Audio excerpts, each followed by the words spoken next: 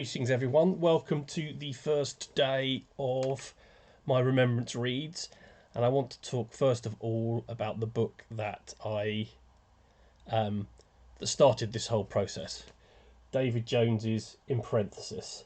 Now, as you can see, I have two copies of this book, one which is full of notes and one clean copy. This is the 2018 Faber edition, which has a introduction by Sebastian Barry alongside the original introduction from T S Eliot from 1937 and David Jones's own preface. Whereas this edition is an earlier Faber and Faber one that doesn't have the Sebastian Barry introduction but has everything else. Now, obviously launching a new booktube channel in a busy world, the best thing you can do is pick a very obscure. Oh, actually, obscure is not the right word. A very allusion-packed World War One poetry book, because that's going to get lots of people to watch you. So that's what I'm going to talk about first of all. So, in parenthesis, I sometimes call it in parentheses, but I think in parenthesis is probably what you should say. This, I think this is the finest literary achievement of World War One. Now, I'm not an expert, I'm not an academic, I'm not a historian. I've read a fair chunk of books about World War One, but I probably haven't read more than 30% of those, 20%, 10% probably of those that exist. But this, I think, is the greatest thing to come out of it in terms of literary impact, literary effort. Now, I'm not the only person to think that. W H Auden described it as the greatest book about the First World War. T S Eliot called it a work of genius. Other people have described it as a great work, but those are the two quotes that I could get my hands on at short notice. Not everyone agrees. Paul Fussell, in his book The Great War and Modern Memory, which I recommend, by the way, to read. I don't necessarily agree with everything in it, but it's definitely a book you should read about World War One and its sort of cultural impact. He said, and I'll be reading from notes here. I don't normally take notes, but I wanted to make this as interesting for you as possible. He said, the effect of the poem, for all its horrors, is to rationalise and even to validate the war by implying that it somehow recovers many of the motifs and values of chivalric romance. That I could have read that even better, but there you go. I don't agree with this. I think the illusions in it have a strong impact on how you react to it, even though some of them are very obscure. And it is a book packed full of illusion. I think of it as a prose poem in 7 parts, but it's been described as an epic poem, and and I'm remembering this quote wrongly, as a discombobulated novel. It gets progressively, the prose and the poetry are mixed, and I think it becomes more poetic and more elusive as it goes along.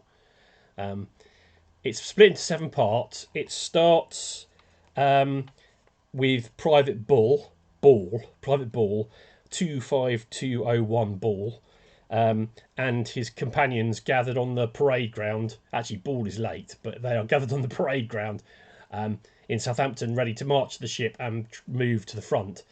And it ends, and I'm going to quote the end, there's no spoiler here, with the jest says this, and the man who was on the field and who wrote the book. The man who does not know this has not understood anything. Which is a quote, a paraphrase of a quote from the Song of Roland. And it takes you from Southampton to Mamet's Wood, which is where David Jones himself fought. Now, David Jones was born on the 1st of November 1895, so happy birthday. and he died on the 28th of October 1974. His dad was from Wales, spoke Welsh as his first language, but didn't let David Jones learn Welsh because they'd moved to London, and his mum was a Londoner. Which actually, and I'm going to read a bit from David Jones's introduction here, because it actually fits with his experience in the war. Here we go. My companions in the war were mostly Londoners, with an admixture of Welshmen, so that the mind and folk life of those two differing racial groups are an essential ingredient in my theme. Both are speaking parables, the wit of both is quick, both are natural poets, yet no two groups could well be more dissimilar. Which I think is interesting on the basis that his dad was Welsh and his mum was a Londoner. I also should actually read something else from the introduction, because it bears remembering when he talks about how the book is written, and actually it applies to a lot of World War One memoirs. He says, "I've been hampered by the convention of not using impious or impolite words, because the whole shape of our discourse was conditioned by the use of such words. The very repetition of them made them seem liturgical, certainly deprived them of malice, and occasionally, when skilfully disposed and used according to the established but flexible tradition, gave a kind of significance, and even at moments a dignity, to our speech." Sorry about that. Yeah, there's no swearing in it, which is across the board what happens in a lot of memoirs from World War One because of the cultural environment of the time.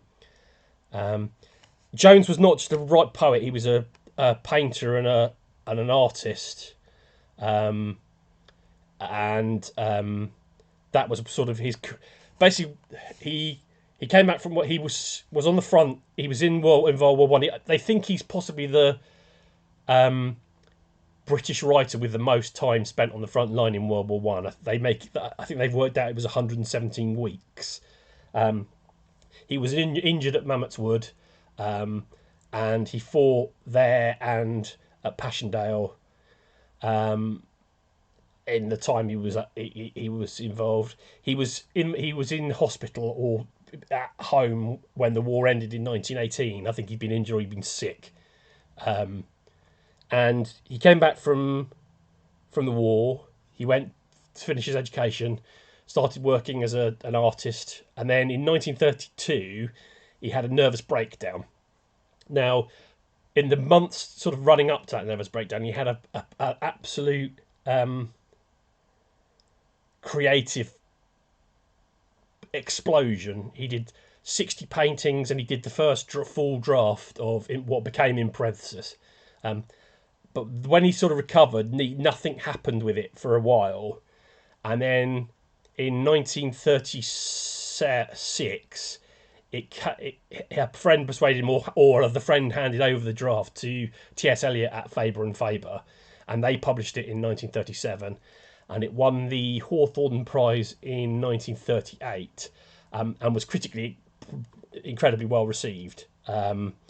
It's both modernist and reaches back, as Paul Fussell says, reaches back to sort of chivalric romances. In fact, I have this theory: if you put sort of pure modernism at one end and you put J.R.R. Tolkien at this end, In Parenthesis is somewhere in the middle, leaning towards modernism, as a reaction to World War One. And I've come in my old age to think of Lord of the Rings as a book as much influenced by World War One as any World War One memoir. I haven't got the time and space or the evidence, actually some evidence, to prove that theory, but it's a theory I've sort of come to believe over time. And I recommend John Garth's book about Tolkien in World War One, to sort of talk about his experiences there and how they impacted on his writing. So, In Parenthesis, as I said, it's influenced by lots of. It has allusions to so many different things. I've made a list of some of them here. Shakespeare, especially Henry V, Coleridge, especially The Ancient Mariner and Christabel, Alice in Wonderland, The Song of Roland, Malory's Lamort Darthur, the Gododdin, the Mabinogion, other traditional Welsh poetry, the Bible, and I think the thing it reaches back. The chivalric romances is one thing it reaches back to, but actually I think it's a sort of 20th century equivalent of the Gododdin, which is a Welsh poem from the 5th, 6th century. This is Gillian Clarke's translation, and it has a it has the original Welsh on one side and the and I think this isn't modern Welsh. This is medieval Welsh and English, and an English translation. And I think this is what it's really reaching back for, as it says there. The Gododdin is a lament for the fallen, and my feeling is, in parenthesis, is David Jones's attempt to write a lament for the fallen. And he uses all the cultural touchstones that he can reach to do it. Now, as I said, I think it's the best literary work to come out of World War One. I've read it every year for the last 4 years, and I'm about to start. Last 3 years, and I'm about to start it again for the 4th time. Every time I read it, I get more out of it than before. I think it's a beautiful book. I think it's a heartbreaking book. The end scene it feels so strange for a poem about World War One, but there's something beautiful and heartbreaking about it. But the build up, the way he describes things, the events, it all feels real, but yet at the same time it has that sort of elusive nature to it, so it's a poem about the then and the past, and the connection between the past and the present, and the fate of fighting men since time immemorial. For day one of Remembrance Reads, and to mark David Jones's birthday, this is the first book I shall be. I'll probably read it in 7 days and read a section every day, but this is what I'll be starting with. I recommend it. I think it's a beautiful book, if you haven't realised that already.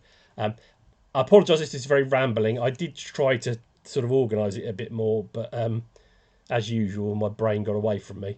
I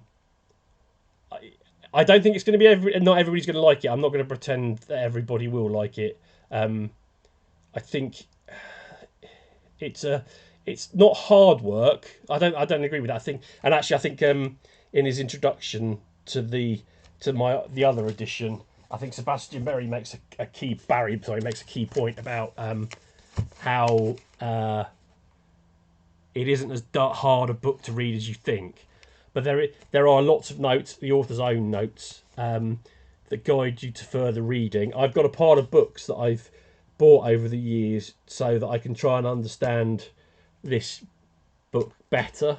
But you don't need them. I think sometimes you feel like you might. It's a bit like when you ever you read any, like when I read Dante's Divine Comedy. There's lots of notes in the Penguin Classics edition of that I've got, but you still would have got something out of the poem without reading any of the notes. I think that it helps, but it isn't the be all and end all. So there you go. In parenthesis, read it. Let me know what you think of it if you do read it. Even if you don't like it, I'm interested to hear what other people think, and I'm just keen. As much as anything else, I just want more people to read it, because I think it gets forgotten about. Because it's a big, solid poem, I think it gets forgotten. It's hard to put into World War One poetry anthologies, because it's one long poem, and just ripping chunks out of it doesn't necessarily do it any good. There is on YouTube a bit of Michael Sheen reading the Boast of Die Greatcoat, which is a big solid chunk of the poem, which Michael Sheen delivers brilliantly. I'll put a link in the. Oh God, yeah! First time I get to say this, I'll put a link in the show notes. I'll put a link to everything that I've mentioned book-wise down below as well. Not a link. I'll put a list of the books I've mentioned in below, and where I got my quotes from, if I can remember. I haven't made notes, hopefully, for all of them. As I said, I haven't worked out how to end these videos yet, but let's just say enjoy your reading, and I look forward to hearing what you think of it. Thanks very much. Bye bye.